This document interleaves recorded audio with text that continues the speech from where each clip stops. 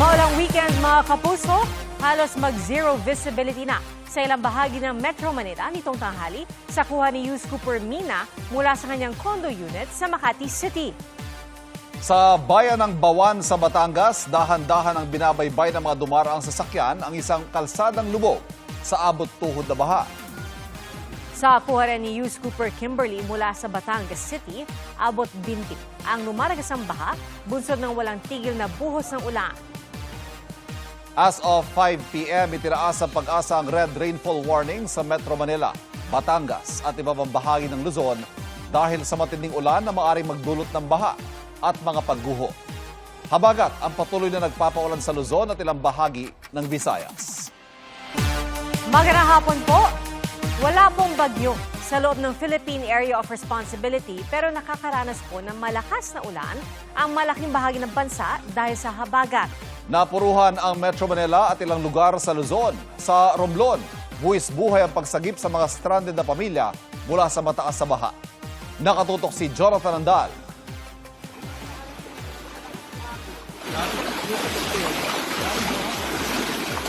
Sinagupa ng mga rescuers sa barangay Tulay, Odyongan, Romblon ang lakas ng ragasan ng baha para masagip ang mga pamilyang stranded kaninang madaling araw.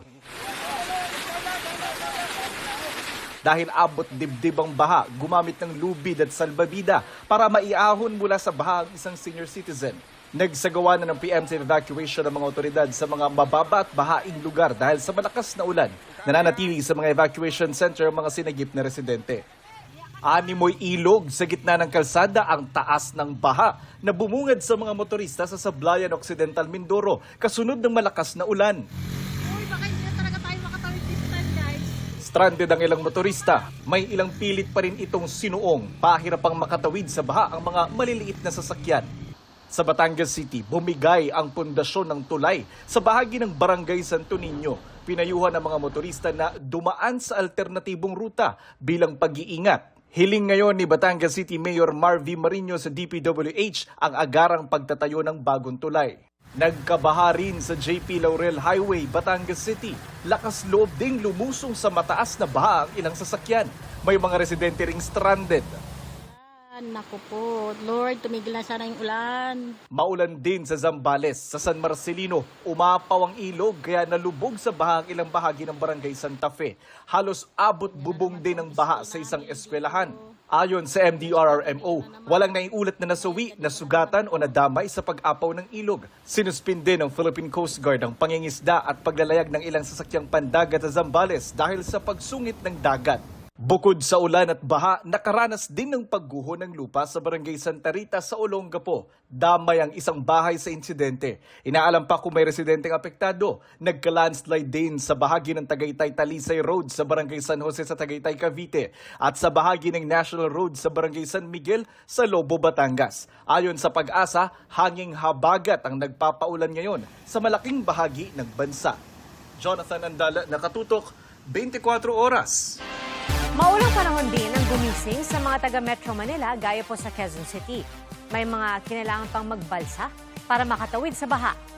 Nakatutok si Bernadette Reyes. Animoy may bagyo sa lakas ng ulan at hangin kaninang umaga sa Timog Avenue, pati sa Commonwealth Avenue, Quezon City. Ang malakas na ulan nagpabaha sa ilang lugar sa lungsod tulad sa Barangay Rojas District.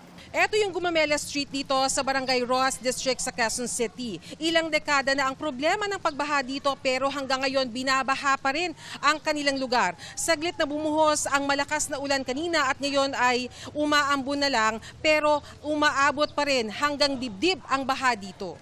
Styrofoam na ginawang balsa ang gamit ng lalaking ito para makatawid sa hanggang bewang na baha. Bibili ng pagkain ng lola ko po. Napagkain po namin. Hindi nyo po napaghandaan, hindi nyo inasahan. Hindi, mataas yung tubig, biglang tumaas eh. May nagbangka pa para makauwi sa bahay. Sa ibang bahagi kasi ng kalsada hanggang dibdib ang tubig baha. Naghahakot naman ng mga paninda si Rosaline. Pang safety lang ba? Kasi hindi na namin makukuha yung lulubog na lahat yung Kasi mabilis ang tubig dito eh. Sobrang bilis. Kaya dapat alerto ka talaga. Ang mga kabataang ito naligo sa baha kahit pwede silang makakuha ng sakit sa maruming tubig. Bumaha rin sa ilang bahagi ng Quezon Avenue at D. Tuazon Street. Sa barangay Tatalon, tuloy lang ang hanap buhay at negosyo ng mga residente kahit abot binti ang baha sa lugar. Kailangan po magtrabaho, ma'am, para may pang-allowance po, ma'am. Saka may panggastos po rin sa malapit na po kasi mga anak yung misis ko. Di madaanan kasi ayun nga, kasi dito lahat punta ng tubig. Pinalakihan na yung drainage niya pero walang nagbago. Ganun pa rin. Wala po kayong bota o kung ano man. Sanay na po kami dito kasi madalas po talaga kapag ganong kalakas po yung dire-diretsong ulan, bumabaha na po talaga. Mababaw pa po yan. Mababaw pa po kasi nakakadaan pa po yung mga sasakyan. Bernadette Reyes, Nakatutok, 24 Oras. Live mula sa Quezon City, nakatutok si Bea Pinla. Bea. Ivan, pabugso-bugso ang buhos ng ulan dito sa Quezon City ngayong araw. Dito sa NS Amoranto Street, kanina abot bewang ang baha. Pero ngayon ay humupa na. Nagtulong-tulong din kasi yung mga residente at mga tauhan ng LGU para linisin yung mga drainage para mapabilis yung paghupa ng baha. Ayon sa Pag-asa, posibleng umabot hanggang Oktubre ang nararanasan nating pag-ulan dahil sa habagat. Nagmistulang dagat ang bahagi ng NS Amoranto Senior Street sa Quezon City kanina. Kahit delikado, may mga batang naglaro at lumangoy sa baha. Hirap sa pagtawid ang mga motorista. May mga naghintay na humupa ang baha. May naglakas loob ding sumuong. Pero hindi rin kinaya. Naperwisyo ng baha ang ilang bahagi ng Quezon City sa pabugso-bugsong buhos ng malakas na ulan ngayong araw. Ayon sa Pag-asa, ang mga pag-uulan ay epekto pa rin ng habagat na pinalalakas ng bagyong may international name na Dolphin. Nasa labas yan ng Philippine Area of Responsibility. Sa ngayon, hindi inaasahan ng Pag-asa na papasok sa PAR ang naturang bagyo. Kahit malayo na yung bagyo, papalayo yung bagyo, humihina ang bagyo, yung habagat naman ang tumitindi sa atin. Kaya dapat hindi natin pagwalang bahala yung mga ulan dulot ng habagat. Anila, posibleng minsay makaranas ng maalinsangang panahon, pero biglang buhos naman ang ulan kalaunan. Usually, sa mga ibang areas, medyo napakatindi ng habagat or matindi yung pag-ulan. In some areas naman, medyo humihina and then maya-maya bugso-bugso yung mga ulan. So ito yung typical characteristics usually ng ating habagat season. Batay sa rainfall forecast ng Pag-asa para sa Agosto, mas mataas kesa sa normal ang dami ng ulan sa kanlurang bahagi ng Luzon. Itong August talaga, marami talaga tayong ulan dito sa Western Luzon area dulot ng mga pinaiigting na habagat gawa ng bagyo. Ivan, sabi ng Pag-asa, may epekto rin yung weak to moderate na El Nino sa pag-ulan na nararanasan natin ngayong habagat season. Yan ang latest mula rito sa Quezon City. Balik sa'yo, Ivan. Ingat, maraming salamat, Bea Pinlac. 3 sama ng panahon ang binabantay ng Pag-asa sa labas ng Philippine Area of Responsibility. Ayon po sa Pag-asa, isa rito ang bagyo na may international name na Dolphin na namataan sa northern boundary ng PAR sa layong 825 kilometers north-northeast ng extreme northern Luzon. Yan po ang nagpapalakas sa habagat na nakakaapekto sa malaking bahagi ng Luzon at Visayas. Binabantayan din ng Pag-asa ang isa pang bagyo na huli namang namataan sa layong 3,055 kilometers east ng extreme northern Luzon.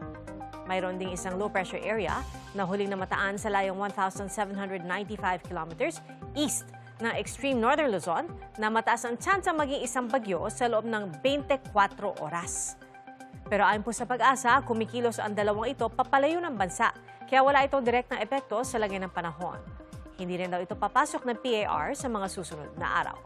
Sa ngayon, nagdadala ng pag-ulan ang hanging habagat sa Ilocos Region, Cordillera Administrative Region, Central Luzon, Mimaropa, Calabarzon, Antique, Nueva Vizcaya at Metro Manila. Gayon din sa Zamboanga Peninsula, sa natitirang bahagi ng Luzon, natitirang bahagi ng Visayas, Misamis Occidental, Lanao del Norte at Lanao del Sur.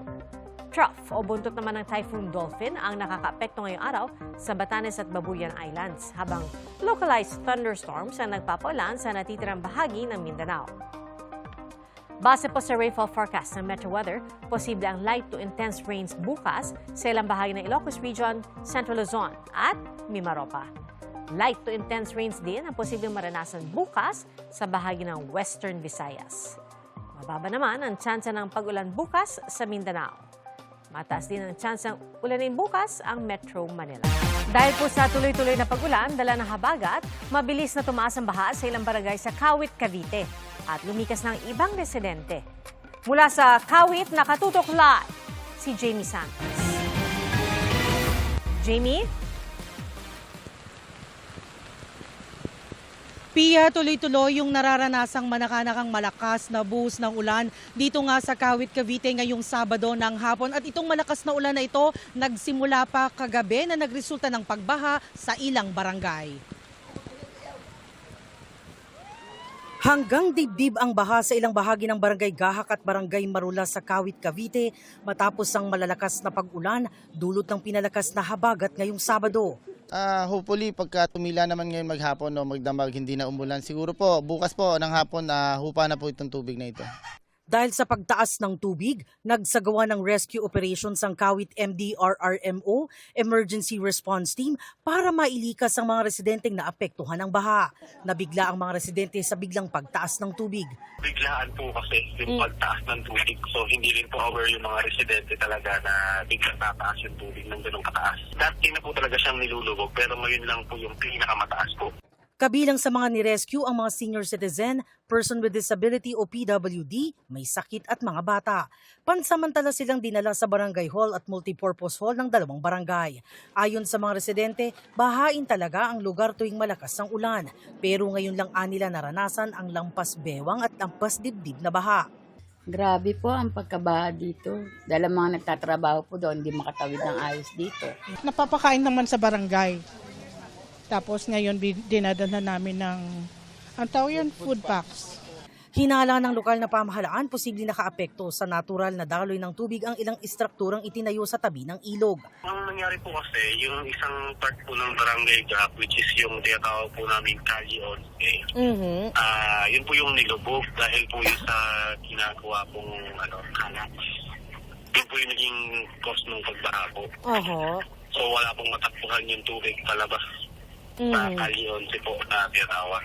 Sinusubukan namin kunan ng pahayag ang pamunuan ng namamahala sa Calax o Cavite-Laguna Expressway. Patuloy na kabantay ang Kawit MDRRMO sa posibleng karagdagang epekto ng pinalakas na habagat sa kanilang lugar. Ngayon may nagawa kaming for temporary solution. Nagukay muna kami ng sa may vacant lot para doon tumakbo yung tubig papuntang ilog. Bukod sa Kawit, nalubog din sa baha ang ilang lugar sa Imus.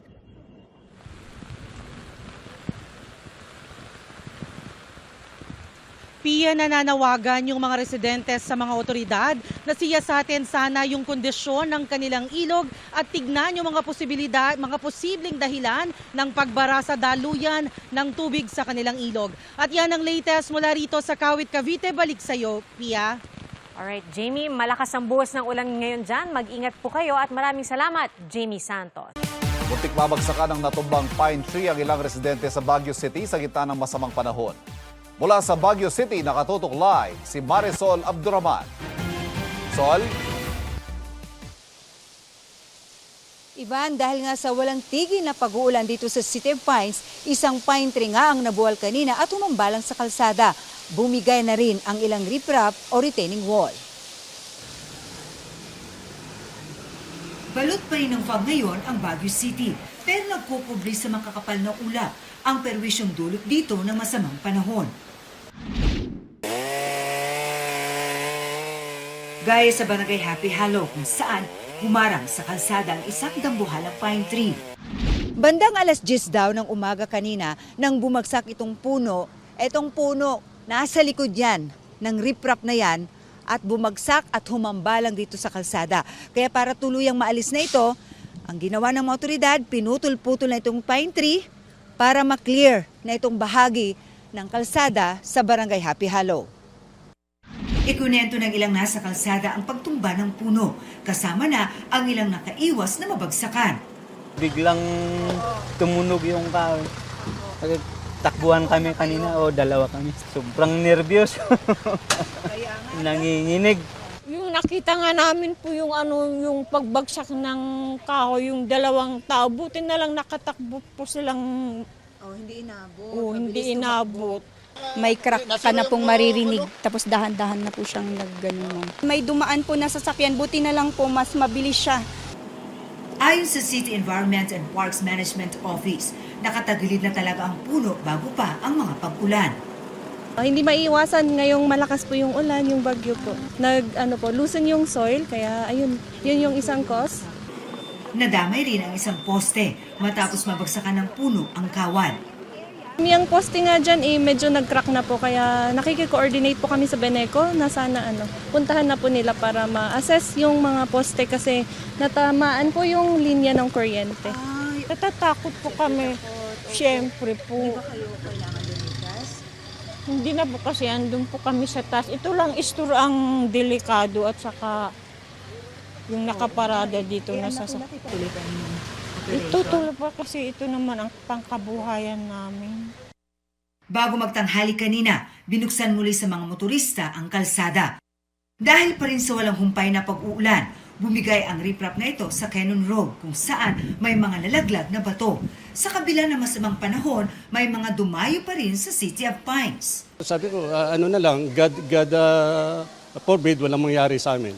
So ganun lang ang isang OFW na naghahanap ng kasiyahan din. 4 weeks lang kami dito, but nung dumating kami sa since nung touchdown namin, umuulan na. Birthday po kasi ng anak ko bukas, so kahit umuulan, okay lang, go. As we observe these weekends po, sir, almost fully booked po tayo. Almost of our guests are families na galing po sa mga taga-baba, mga probinsya. May mga binaha pa rin lugar sa Baguio, gaya sa Nagilian Road sa Barangay Irisan. Sa parehong barangay, isang bahay ang nabagsakan ng mga natumbang kawayan, habang sa Camp 7, nasira na natumbang puno ang isang bahay. Sa Atok Benguet, dumaloy sa kalsada ang mga maputik na tubig. Sa Mountain Province, nahulog ang malalaking tipak ng bato sa bahagi ng Bontoc Kalinga National Road. Pinag-iingat ang mga motorista sa banta ng mga pagguho. Nagpakawala na ng tubig ang Ambuklaw at Binga Dam sa Benguet. Ayon sa Pag-asa Hydrometeorology Division, halos maabot na ng 2 dam ang kanilang normal high water level kaninang alas 8 ng umaga dahil sa tuloy-tuloy na ulan. Sa Lawag, Ilocos Norte, pabugso-bugso ang ulan mula kagabi, kaya apektado ang ilang motorista. Pero biyaya naman ang ulan para sa mga magsasaka sa palayan. Ivan, ayon sa OCD Cordillera, tuloy-tuloy naman daw ang pagsasaayos sa mga istruktura gaya na lamang ng mga ganyang retaining wall na nasira nga dahil sa pagulan. Samantala, Ivan, alam mo, simula paggising natin kaninang umaga, abay walang humpay ang napakalakas na ulan na patuloy pa rin nating nararanasan dito sa Baguio City. Ivan. Ingat kayo dyan. Maraming salamat. Marisol Abdurrahman. Pinabahang lumala ang baha sa Kalasyaw, Pangasinan sakaling tumaas pa ang level ng tubig ng Marusay Sinukalan River na ngayon po ay nasa critical level na. Ang sitwasyon sa Pangasinan sa live na pagtuto ni Sandy Salvato ng GMA Regional TV. Sandy? Pia, sa latest monitoring ng MDRRMO Kalasyaw ay nasa mahigit 8,000 individual na ang apektado nito nga umiiral na masamang panahon at patuloy na pagtaas ng Marusay Sinukalan River. Umabot na sa critical level na 2.71 meters o 8.9 feet above normal level ang Marusay Sinukalan River sa Kalasyaw, Pangasinan. Ayon sa Kalasyaw Disaster Risk Reduction and Management Office, inaasahang tataas pa ang antas ng tubig sa ilog kapag dumaloy ang tubig galing sa upstream o mataas na lugar. Kung sakali, pinangangambahang lumala ang baha sa ilang lugar gaya sa Barangay Talibao. Binaha rin ang ilang lugar sa Barangay Mancuk. Sa tala ng MDRRMO, may pagbaha sa 14 na barangay sa Kalasyaw. May naitalang pagbaha sa kanilang lugar, although yung iba po dito ay doon lamang sa kanilang low-lying barangays, low-lying areas, at yung iba naman po ang pinakamalalim na naitala natin ay nasa 3 feet po. Kanina nag-ikot ang lokal na pamahalaan sa mga low-lying areas para tignan ang epekto ng nagdaang bagyong Maymay at pagtaas ng tubig sa ilog. Sa San Nicolas, sarado pa rin ngayong araw sa lahat ng sasakyan ang Villa Verde Road. Ilang bahagi ng kalsada kasi ang nasira ng mga bumagsak na bato at lupa. Patuloy ang assessment sa pinsala para sa kinakailangang hakbang sa pag-aayos dito. Sa Dagupan City, binaha ang ilang kalsada kabilang ang downtown area dahil sa pag-ulan na sinabayan pa ng high tide. Sa ngayon, humupa na ang baha sa Central Business District. Sa Barangay Maluwad, 11 residente ang nasa evacuation center. Lumipat ko dahil malalim na to sa amin. Patuloy tayo nagmo-monitor. Kinakausap din natin yung mga nasa low-lying areas.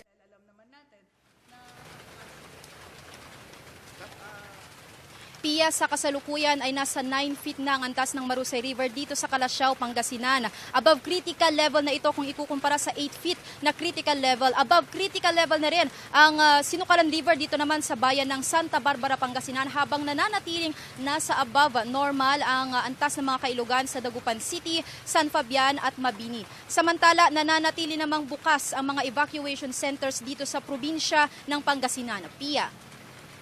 Ingat at maraming salamat, Sandy Salvacion ng GMA Regional TV.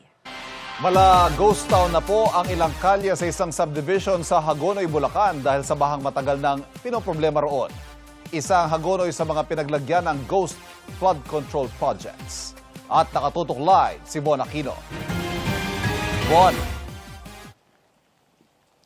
Ivan, walang humpay ang ulan dito sa Hagonoy, Bulacan na nagpalala pa sa bahang ilang taon nang iniinda ng mga taga Mary the Queen Subdivision.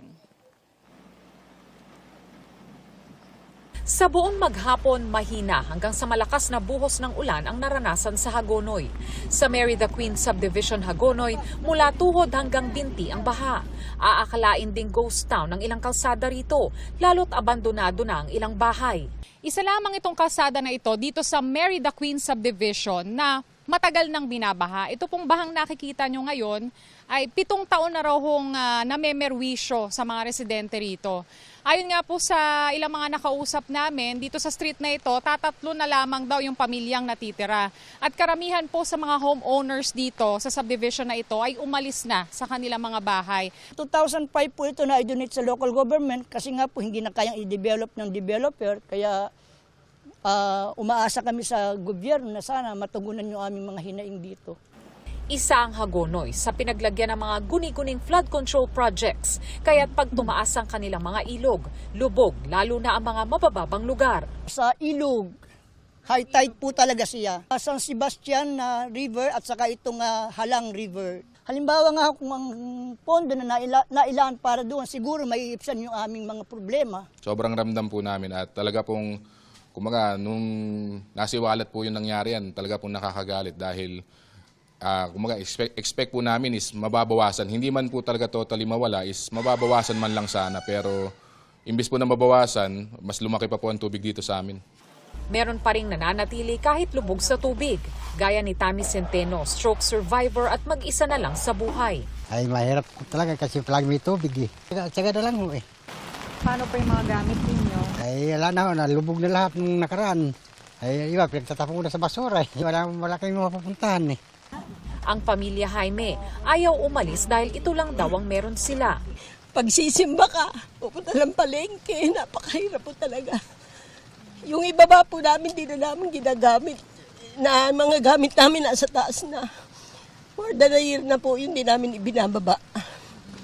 Mahirap po siyempre magtitiis ka. Pinopondohan na po yun for next year po. Gagawin po yung sa may Mary the Queen po na yun. Itataas po yung kalsada po ng Mary the Queen po. Iba nakataas ang red rainfall warning dito sa probinsya ng Bulacan pero dito sa Hagonoy ay wala pang inililikas na mga residente. Sa ngayon ay tuloy-tuloy pa rin yung mahina hanggang sa malakas na pag-ulan. Ivan? Ingat, maraming salamat, Bon Aquino.